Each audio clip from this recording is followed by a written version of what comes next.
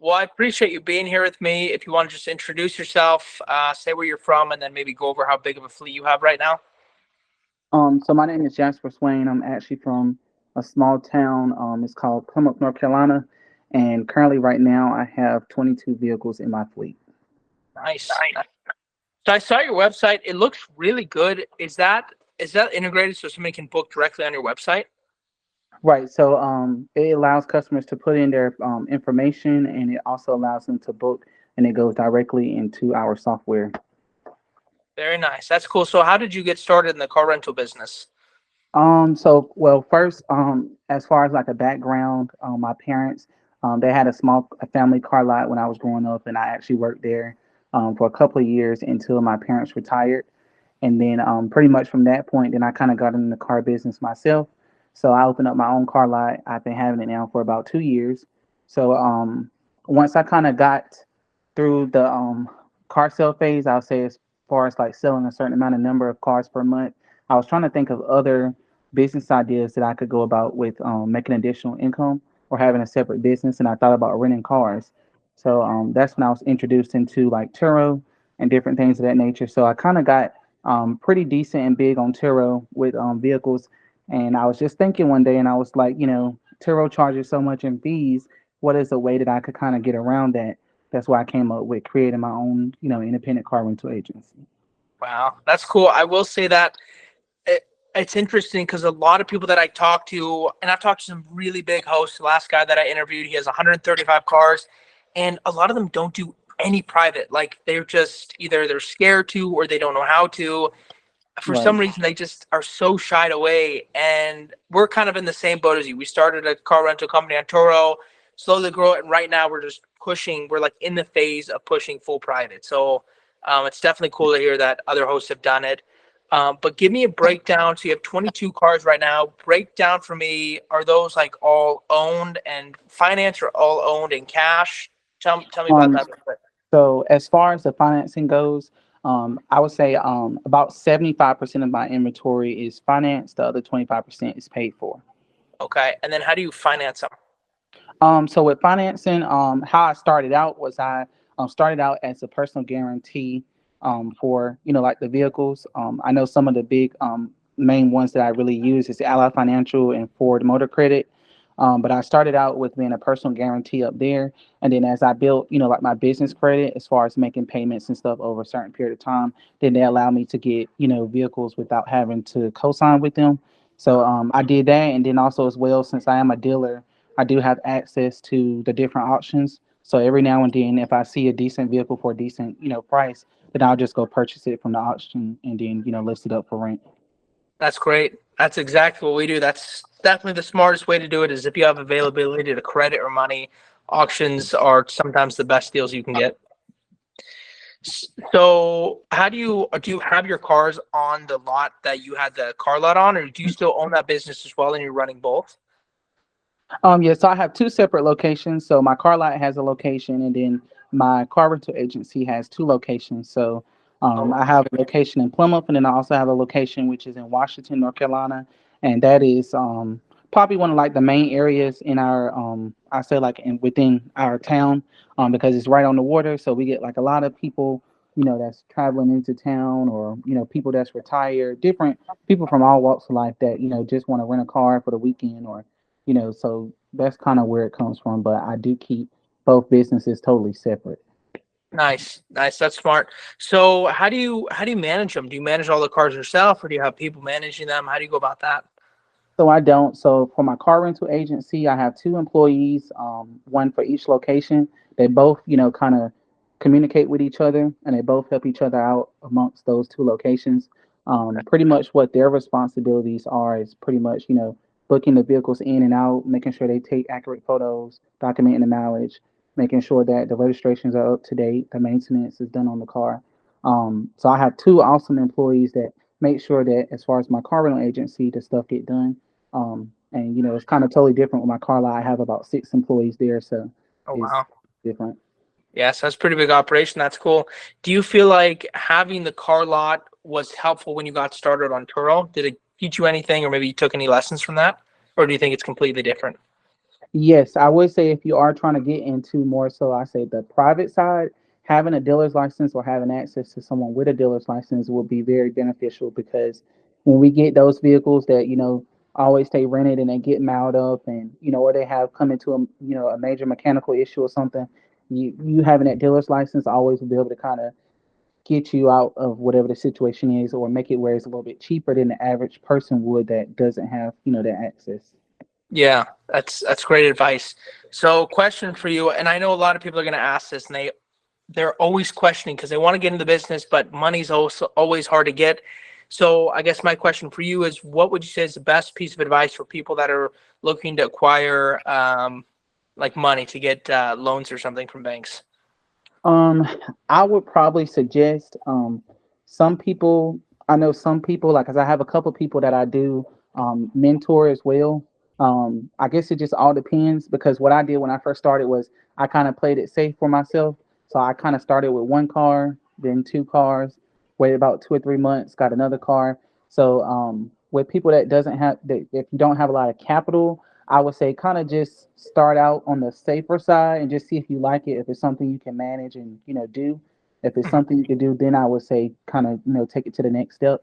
But I would say credit is kind of probably one of the major things. But I know some people as well. They do go to like different buy here pay here lots. So I Yeah. mean, if you do have that, that's another form or another way you could do it if you don't have the greatest credit as well. Yeah, that makes sense. So for you and your business, how much do you have like taken out in credit? How much do you have in loans for your vehicles? Um, in loans, as far as like the money to pay back, I'm sitting somewhere roughly around like $123,000. That's not bad at all. That's a lot less than I thought it was going to be because I mean, you have some pretty nice cars on there. Yeah, I have very few what would I call them, exotic cars. Yeah. Um, I am looking to get in kind of in that space of having exotic cars as well, but right now I have standard cars. So your standard, Ford Taurus or Impala, Nissan Altima, is just standard inventory. Yeah, well, which is what everybody's looking for. So that's kind of the typically the best market to start at, and then expanding from there is also kind of, or that's the best way to do it. So out of your 22 cars, what would you say? And I know there's seasons and there's different months, but what's like an average month? What are you generating from those 22 cars? From those 22 cars, in revenue, I'm roughly generating anywhere between 50 to 60 thousand dollars per month. Damn, from Yeah, 22 cars? from 22 vehicles. I mean, Holy shit. where I guess it depends on the area as well because like Yeah. I already have a reputation of selling cars and being inside of the car business. So word of mouth, where I stay is kind of very big. So once one person know, then the next person know. And the only competition I do have that's in my area or market is Enterprise. Besides the airport where they have Hertz and Alamo, different places like that. But Enterprise is probably really my only competition where I stay at. So I mean, when you compare the two, a lot of people, our stipulations and things aren't as strict as Enterprise because I know some Enterprise locations are different, but where we stay, they want proof of residence, they want a $400 to $800 security deposit, they do a credit check. I mean, it's just different things that they put on you that make it where the average renter can't rent a car. Yeah, yeah. That's crazy though. So 40 to 60 grand a month or 50 to 60 grand a month. So, I mean, do you have really, really high utilization or is it your daily price or maybe a mix of both? Because for us, I mean, we have 20 cars and the highest month we've had, I guess we're 50% Turo, 50% private. We did like 40, just under 40 grand. So to Yeah, hear, I would say that extra money is probably coming from, well, one, I would say the daily rate because for example, our Nissan Altima, which is what we consider a full size vehicle for us, that runs about $75 per day. oh, Um, and then where we have, let's say, a Ford Fiesta that we have listed, that's only $45 per day. So I would say it comes from the daily rate and then also as well the utilization because what we do, well, what I train my agents to do, reservation agents, is we have a system where we can actually see when customers go on our website and inquire. So I usually have them go and call those customers that don't complete a reservation and say, hey, we saw you was on our website, but you didn't book a vehicle. Is it a question that you had or something that you needed help with? And those usually end up turning into reservations. So I would say utilization is definitely very important when it comes to that monthly number that we're making. Yeah, yeah, that's amazing. So you said reservation agents. What's that? So that's what I actually have them listed as. Their job titles are reservation agents. So what they do is they basically go and they confirm the bookings. They create bookings. They answer questions over the phone. They process refunds and deposits, and process the payments and everything on behalf of the store. Okay, okay. And so I know this is going to be a big question. People always ask this. So the 50 to 60 grand you're making roughly per month, what are you seeing net from that? So after my expenses, around $50,000 to $60,000, I'm roughly walking away with somewhere roughly around like $41,000 per month. Jeez, that's crazy margin.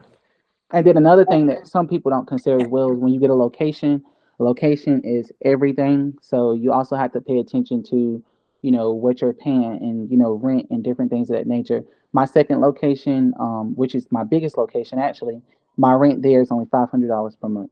So Five got hundred dollars a month. yeah, $500 per month, and it's actually a very decent location. Oh my gosh, that is crazy cheap. That's amazing. Yep. But So okay, so you. Oh my gosh, that's so crazy. So what are you primarily doing for your marketing for the 22 cars?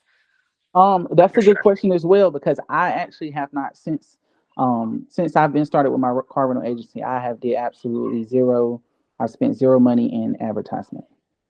You've Um, done no marketing and you're generating 40 to 60 grand a month no private? marketing, no advertisement, nothing but just Facebook, regular generic Facebook posts on my Facebook page. Holy shit, that is absolute. I mean, what would you do? What would happen if you started running ads? I think it definitely would be a whole lot better. But because majority of my vehicles are always booked, then the reason why I didn't take that on was, once I get more inventory, then I'll take on, more of the marketing. But I know a lot of my vehicles are booked. I mean, it's days where I would say primarily Fridays, Saturdays, sometimes Thursdays, where we have like 10 customers waiting to call up, call them back to see whether we have anything available because we don't have anything available for them. Interesting. So, what do you do when you have nothing available? Do you just tell them you have nothing, or do you have a referral partner that you can send them to and maybe get a little kickback? And you said Enterprise is maybe the only one there. Yes, so Enterprise is like the only major car rental company. I know they have some small people that do, Turo, and they may have like three vehicles on their fleet on Turo or something. But what I usually do is I put them down on what I call a waiting list, and it's shared in between both locations. And whenever we don't have anything available, we put them on that list. So we always do get cancellations, of course. So when people cancel, we just call the person that's next in line, let them know we do have it available for those dates. And then usually 85% of the time they end up still booking because they hadn't found a vehicle just yet. Jeez, that's crazy. So, gosh, damn, that is you're living in a crazy market, my friend. That is absolutely crazy. So this is a big question people always ask, and I always like to ask other people, what would you say? And I know you're in a different market from me, but what would you say is your top car that you would buy again and again and again for getting for having car rental company? I would say the car would probably be honestly truly the Ford Fiesta that I have because that really surprised me a whole lot. Um, I bought that car, I paid for it at the auction cash, and since then it's been a couple of months since I had it. I'll say about 6 months. It's never there. I don't owe anything on it. It's just constantly generating revenue. I haven't had to do anything to it besides, change the oil and do the normal, maintenance on it. But Yeah. I have a lot of customers that come in and say, "What's the cheapest car you have? My car's in the shop. I need something for 3 days." I automatically put them to the Ford Fiesta and they take it. So Wow.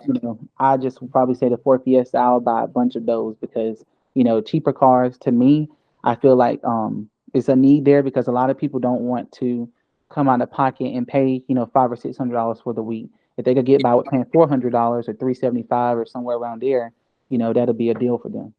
Yeah, yeah, yeah, absolutely. That's crazy. So, what are your plans? What are your plans moving forward? Like, how are you gonna are you gonna expand? Are you gonna stay where you are? So I do have plans to expand. Um, I've always wanted to get in the market of being near like the airports and things. The nearest airport from me is roughly about maybe 20 minutes away, and then the Okay. major airport is probably about roughly about 45 minutes to an hour away. So that is something that I've always wanted to do is get near, the airports or get some type of arrangement with like the airports where I can kind of, use the same thing that I'm doing now, but using it closer to that, customer or that type of market to get myself out there a little further than just local, if that makes sense. Yeah. Yeah. So what would you say is your time split between, I mean, do you do any tours at all private now? I'm completely private. So I was doing some tarots, but I looked at because I do know that with doing private, of course, with your insurance and things of that nature, you take on way more risks than doing just tarot. But how I found it and what I do is, I mean, I looked at my contracts, I looked over that stuff, I had my attorney look over it as well. So I just done things to make sure that if anything happened, I'm safe. So I pretty much done that, and I just kind of slowly went away from tarot because I just seen the different profit margins, in between the two. I just noticed, there's way more money there doing it privately than doing it on Turo. While Turo Yeah. does have insurance, which is great, it's other providers that's out there that do provide renters insurance where you can feel safe, when you rent your vehicle out. Yeah. So who are you using for insurance right now then? So I currently have Lula, but I don't have Lula for renters. I use Lula primarily just for the commercial insurance on the vehicle. Yeah. I do use Alliance Insurance. I know some people have bad reviews about them and some people have good. I know that with the past two claims that I've had with them, it's been smooth going. So, I mean, I do use Alliance Insurance because, I mean, to me, they were pretty quick when it came to, filing my claim and everything. So renters and insurance, as in you sell the insurance to the renter. Right. So I sell it to the renter. So Alliance Insurance charges me $11 per day. I mark it up and sell it to the customer for $19 per day. Whoa, that's crazy. So our insurance company right now, we buy for $18 a day and we resell for 25. And I tried to contact Alliance and they said that they didn't have a program like that. Do you have like a contact or a email for me or something?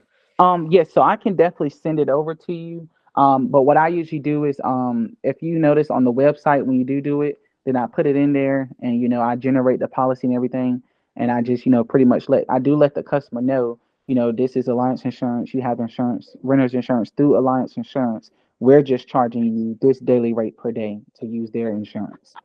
Okay. And so do you have your own portal inside Alliance or is it like No, you're so I literally don't. go what? Yeah, so they don't actually have like an actual portal. It's kind of the customer's discretion, so it's more so focused on the customer itself. So what I do is when the customer get there and they decide they want to get the vehicle, we check the vehicle out and everything.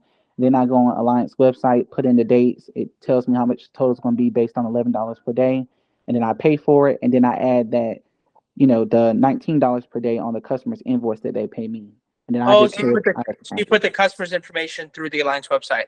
Right, that's correct. Oh, interesting. Okay. Because I'm trying to figure out how we can like have a portal. I don't know if they do this. I'm sure they do this for the big car rental companies, but how we can have a portal and actually sell their insurance for them and like send them receipts from Alliance, but like you know what I'm saying? Like do some sort of white glove service through Alliance. Because $11 a day is really cheap. I mean, compared to $18 a day, that's a $7 spread. And if we sell for 25, there's another $7 spread. And I've always wondered that and wanted to do that, to see if Alliance had like some type of affiliate marketing program or something where, it could actually really be incorporated into the company itself, not just more so the customer. Yeah. But I do make them, sign that, and that is listed in my contract that we sell Alliance Insurance at a markup, rate. Okay, that's smart. You definitely got to have that. So growing the 22 fleet, going full private, I mean, you've definitely had a lot of success. What would you say is the biggest lesson you've learned through that whole process? Um, I would say the main thing I've learned as far as renters go is, you know, because I'm more so of like a real easygoing person. So I would say when customers don't pay, long-term renters primarily, when they don't pay, just go ahead and get them out the car because the longer that, they stay in the car, you're losing money if they don't pay. Wow. That was one thing So I had to learn the hard way. does that mean like you go get the car, or what do you mean by that? Right, you go get the car, you arrange the customer to bring it back. Like I've had several people that, let's just say their reservation was $500 for that week, and I reserved them for $500 for that week, and then the reservation almost ended, or it was getting close time to the ending time, and they were supposed to pay for another week, and they promised and say, well, I'll give you 250 of it, and I'll give you other 250 on Friday, and you make arrangements, and then Friday come and then you don't get paid for it. And then, you keep believing and adding on to the story that they're telling you that they're going to pay it and they don't pay it. So when you finally do get the car back, they don't pay it. So you lost money. Mm, I totally get that.